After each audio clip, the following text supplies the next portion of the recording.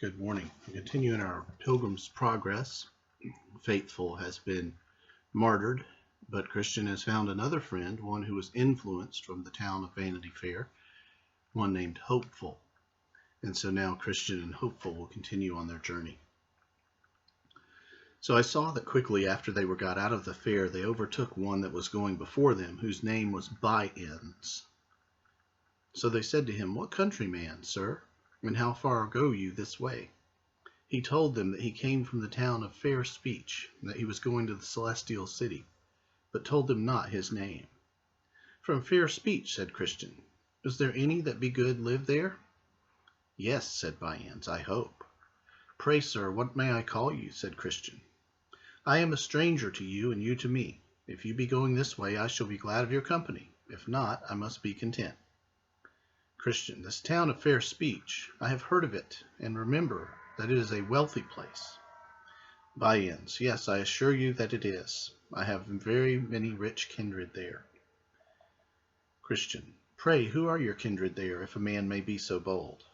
By-ends, "Almost the whole town, and in particular my Lord Turnabout, my Lord Timeserver, my Lord Fair Speech, from whom the ancestors of that town took its name. Also Mr. Smoothman, Mr. Facing Both Ways, Mr. Anything, and the parson of our parish, Mr. Two Tongues, was my mother's own brother by my father's side. And to tell you the truth, I am become a gentleman of good quality. Yet my great-grandfather was but a waterman, looking one way and rowing another. And I got most of my estate by the same occupation." Christian, "Are you a married man?" By-ends, "Yes, and my wife is a very virtuous woman, the daughter of a virtuous woman. She was my Lady Faming's daughter before she came of a very honorable family, and has arrived to such a pitch of breeding that she knows how to carry it all, even to prince and peasant. 'Tis true we differ somewhat in religion from those of the stricter sort, yet but in two small points. First, we never strive against wind and tide.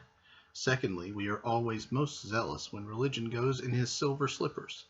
We love much to walk with him in the street, if the sun shines, and the people applaud it." Then Christian stepped a little to side to his fellow Hopeful, saying, "It runs in my mind that this is one By-ends of Fair Speech, and if it be he, we have as very a knave in our company as dwelleth in all these parts." Then said Hopeful, "Ask him. Methinks he should not be ashamed of his name." So Christian came up with him again, and said, "Sir, you talk as if you knew something more than all the world doth, and if I take not my mark amiss, may I deem half a guess of you. Is not your name Mr. By-ends of Fair Speech?"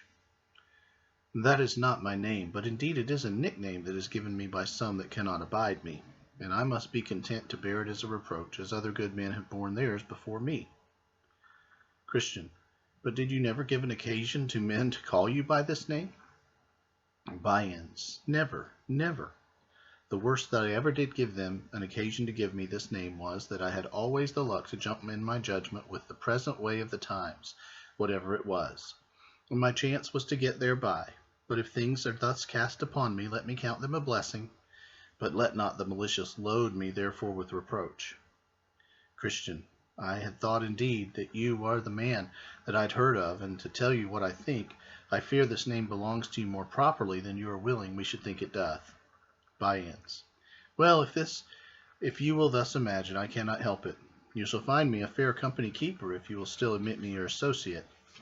Christian, "If you will go with us, you must go against the wind and tide, the which I perceive is against your opinion.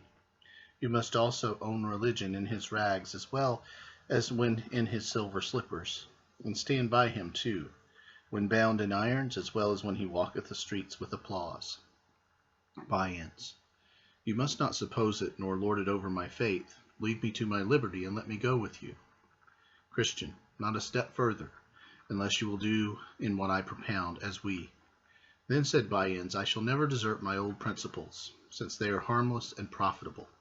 If I may not go with you, I must do as I did before you overtook me, even go by myself, until some overtake me that will be glad of my company."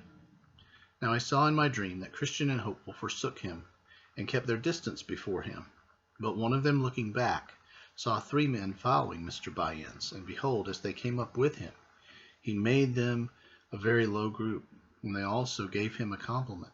These men's names were Mr. Hold the World, Mr. Moneylove, and Mr. Save All, men that Mr. Bunyan had formerly been acquainted with, for in their minority they were schoolfellows, and they were taught by one Mr. Greightman, a schoolmaster in Loughgane, which is in the market town in the county of Coveting in the north.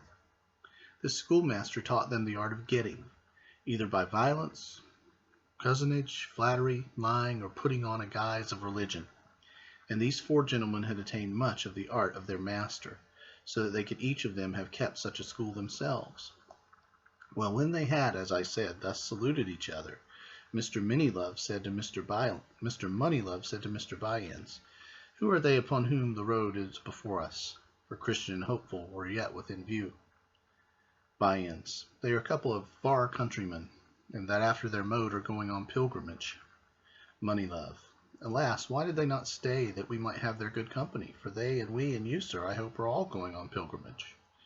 Bunyan, "We are so indeed, but the men before us are so rigid, and love so much their own notions, and do also so lightly esteem the opinions of others, that let a man be never so godly, yet if he jumps not with them in all things, they thrust him quite out of their company."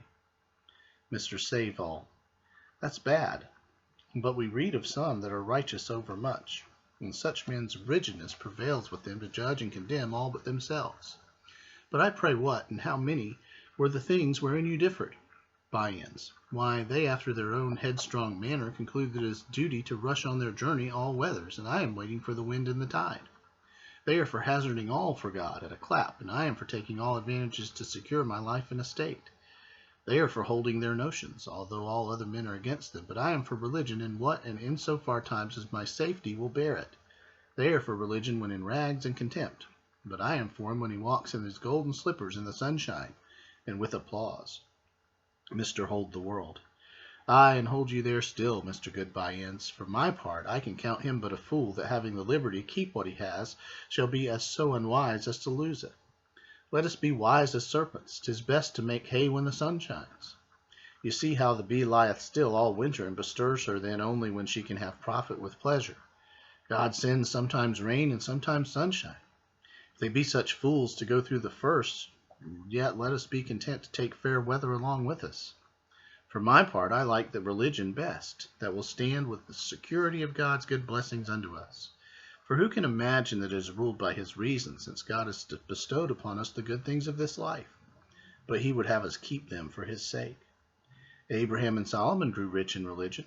As Job says, that a good man shall lay up gold as dust. He must not be such as the men before us, if they be as you have described them." Mr. Save All, "I think we are all agreed in this matter, and therefore there needs be no more words about it." Mr. Moneylove, "No, there needs be no more words about this matter indeed, for he that believes neither scripture nor reason, and you see we have both on our side, neither knows his own liberty nor seeks his own safety." Mr. Bunyan, "My brethren, we are, as you see, going all on pilgrimage, and for our better diversion from things that are bad, give me leave to propound unto you this question. Suppose a man, a minister, or a tradesman, etc., should have an advantage lie before him to get the good blessings of this life, yet so as that he can by no means come by them, except in appearance at least he becomes extraordinarily zealous in some points of religion that he meddled not with before. May he not use this means to attain his end, and yet be a right honest man?" Mr. Moneylove, "I see the bottom of your question, and with these gentlemen's good leave I will endeavor to shape you an answer. And first to speak to your question as it concerns a minister himself. Suppose a minister, a worthy man, possessed but of a very small benefice, has in his eye a greater, more fat, more plump by far, and he has also now an opportunity of getting it. Yet so is being much more studious by preaching more frequently and zealously, and because the temper of the people requires it, by altering some of his principles. For my part, I see no reason but a man can do this, provided he has a call. Aye, and a great deal more beside, and yet be an honest man. For why? Number 1, his desire of a greater benefice is lawful. This cannot be contradicted, since 'tis set before him by providence, so he may get it if he can, making no question for conscience sake. 2, besides, his desire after that benefice makes him more studious, a more zealous preacher, and so makes him a better man. Yea, makes him more to better improve his parts, which is according to the mind of God. 3, Now as for his complying with the temper of his people by discerning to serve them some of his principles, this argueth that he is of a self-denying temper, and of a sweet and winning deportment, and so more fit for the ministerial function. I conclude then, that the minister that changes a small for a great should not for so doing be judged as covetousness, but rather, since he is improved in his parts and industry thereby, be counted as one that pursues his call, and the opportunity put in his hand to do some good.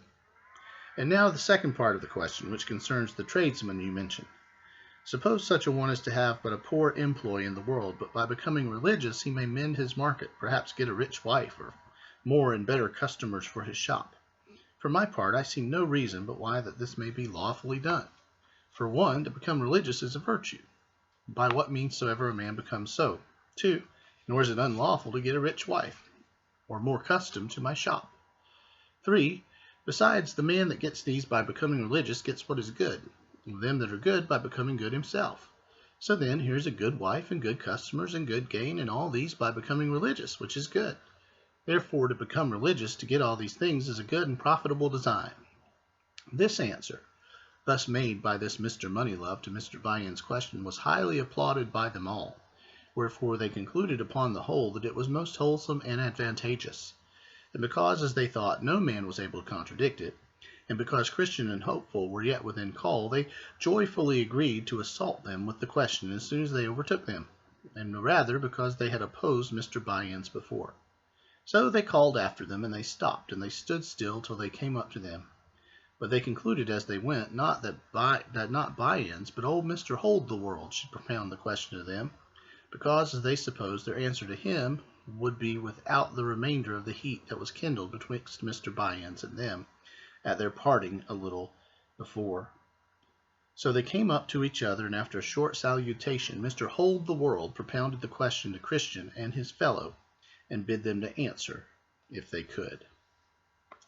So the group of men here are going to question Christian along the lines of what they've just been saying, and kind of a statement about the expediency of things. It's okay for a pastor to seek a bigger field if and it can still be godly. Can a businessman seek religion as a way to get greater gain? And they all think it's great, but I'm sure Christian and Hopeful are going to give a very different answer. One of the issues that comes out in this part to me, I'll be very brief, is that the temptations or struggles of this portion of the Pilgrim's Progress are more subtle and even generally accepted by many people.